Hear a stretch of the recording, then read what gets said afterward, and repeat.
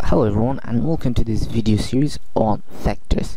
So this will be the most fundamental part in physics when we try to learn about our physical world, and when we move on to more complex theories using the Newton's laws, and when we try to move on to other thermodynamics, vectors can be very useful.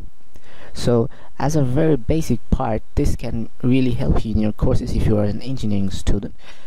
So before learning vector, we need to understand two very basic concepts. The first thing to understand is that we need to learn about dimensional consistency. So what this dimensional consistency tells us, it tells us that our equations must be similar in both sides. So let's take an example, a simple example of S equals to V into T. In this equation we have three physical quantities. The three physical quantities have their own distinct units. Maybe they can be derived, but they do have their own units. So the dimensional consistency is geared towards the use of units in similar fashion. So the distance has got the unit of meter, the velocity has got the unit of meter per second, or you can also write this as meter second to the power minus 1, and the time has also got the unit of second. So what dimensional consistency urges is that all these units must at the end meet up to be similar.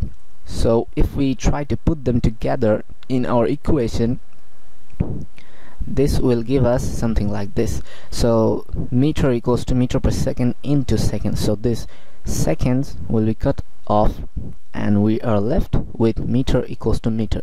So this equation is dimensionally consistent in our calculation. So what this dimensional consistency is telling us is that after our calculation is done in every using all equations or any equations, we must get units that are similar in both sides. The second thing that we're going to talk about is the significant figures.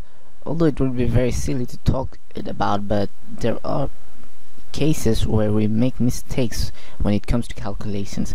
So what is very important to remember in doing calculations using significant figures is that, suppose let's take the example of a circle, and let's assume that a student who draws a circle and he measures the diameter, and he finds that the radius has got 67.5 millimeter with its units, millimeters, nearest to the millimeters units, and he finds that the radius is 67.5.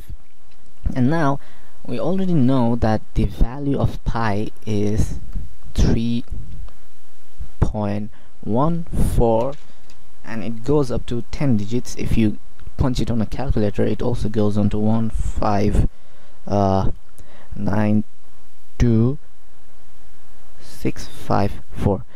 So this is a really huge value, but sometimes we are given the value of pi to be only up to 2 decimal places or 3 significant figures, 1, 2, 3. So when it's given to 3 significant figures, we get something like this.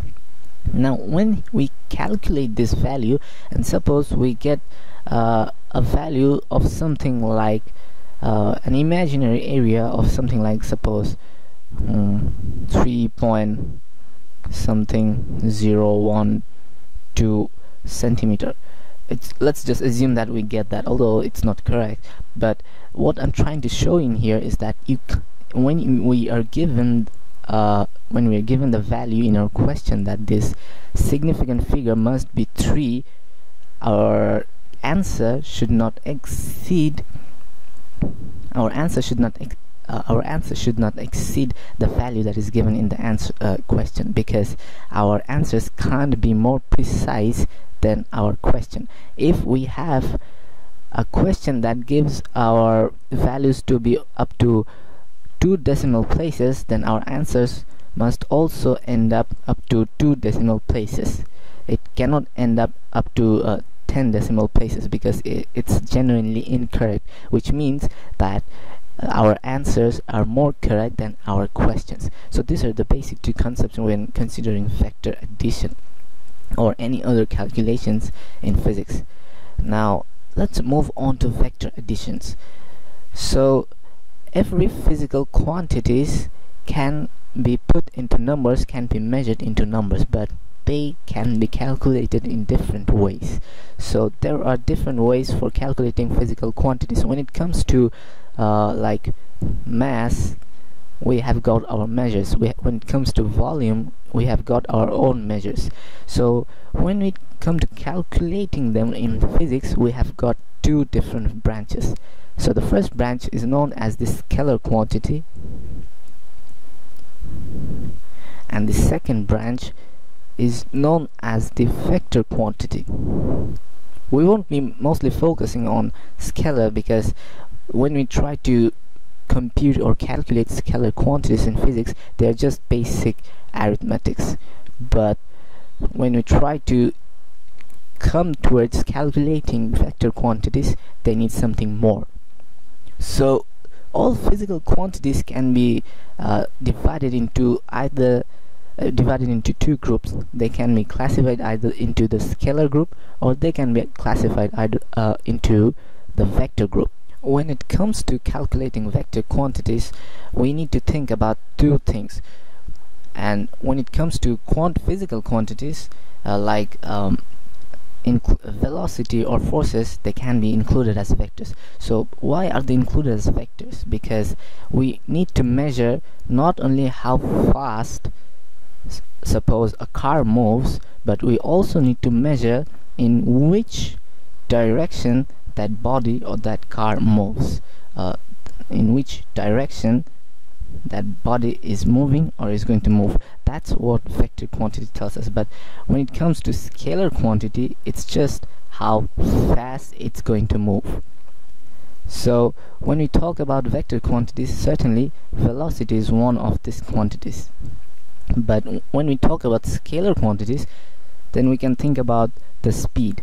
So as we were talking about an object, or suppose we were talking about a car that is moving, if we're interested only to know, I'm sorry for the drawing, but if we're interested to know about only how fast it's moving, then we're talking about the scalar quantity. Suppose it's moving at 30 km/h. We are only talking about the speed that we see on the speedometer. The speedometer on our dashboard that we if you have a car, then you have certainly seen that. When we talk about direction, suppose we are talking about that this car is moving towards the east at the speed of 30 km/h. We are talking about the vector quantity of velocity. Now when we talk about vector quantity, the first thing that we need to understand inside this vector quantity is that about any object is the displacement when it occurs. So what is exactly displacement? When we talk about displacement, we need to think that a certain object is being moved away from its original position. Suppose this is its original or current position, and it's moved away, suppose, to a new position. So this body is now moved away from its original position to the new position. So this is what displacement is. In definition, what we know as displacement is that when a particle, suppose this body or a particle moves from one point, this is a point, you can think about this as a point in space. When it moves from one point, suppose this is the first point, and it moves towards a second point, this is the second point in space, a body is said to be in displacement, or a body is said to be displaced. So by definition, it's something like this: when a body moves from one position towards the other position, displacement occurs.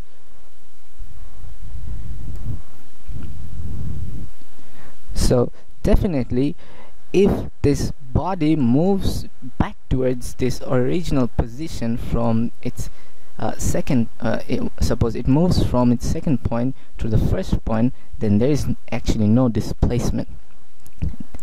If the body, or in other words, if the body moves away from its new position to its original position, then there has been no displacement. And we also need to remember that displacement occurs in straight line. They cannot you cannot zigzag the path of any displacement.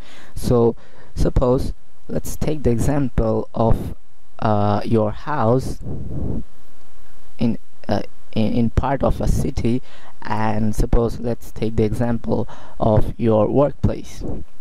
So you need to travel every morning to your workplace through different routes. Suppose like this: you take a road towards the north, then go towards the east, then again to the north, then again east, and you take a zigzag path like this and you reach your destination. But when you talk about displacement, there is certainly a displacement that is occurring. You're moving from point 1 to point 2, but when we talk about displacement, then this is as if you have moved from point 1 towards point 2 in a straight line.